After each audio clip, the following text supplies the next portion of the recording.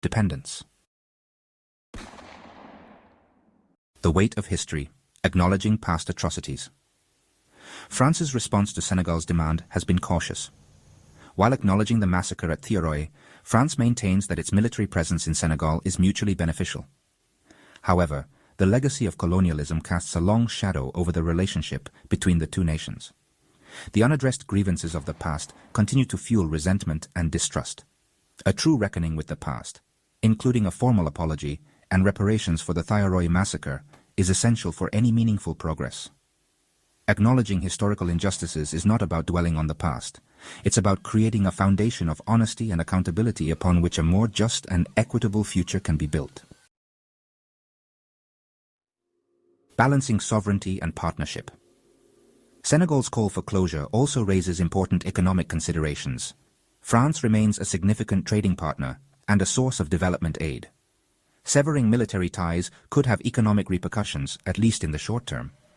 However, moving on, it's not just the United States. Pressure is also building on France as it continues to lose influence over its former colonies in Africa. In the latest, tensions are brewing between France and its former colony of Senegal. Dakar has asked Paris to come clean and state facts on the 1944 massacre of African soldiers.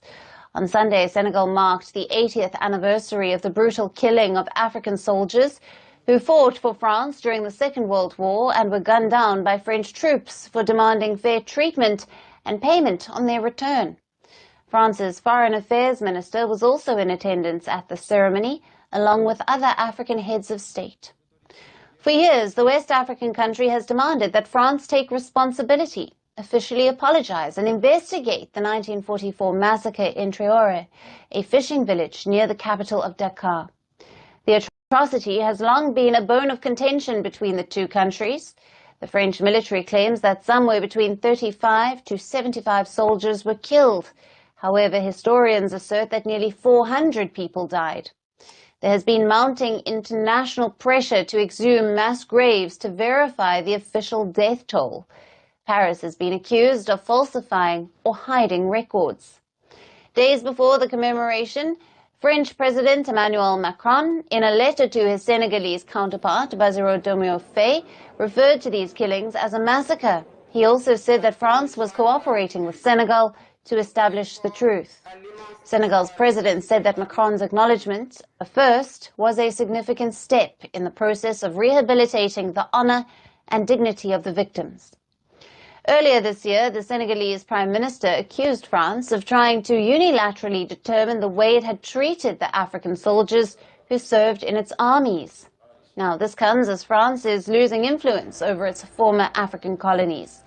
Many of them have turned to Russia for security and other assistance, and France is facing growing opposition to its military presence.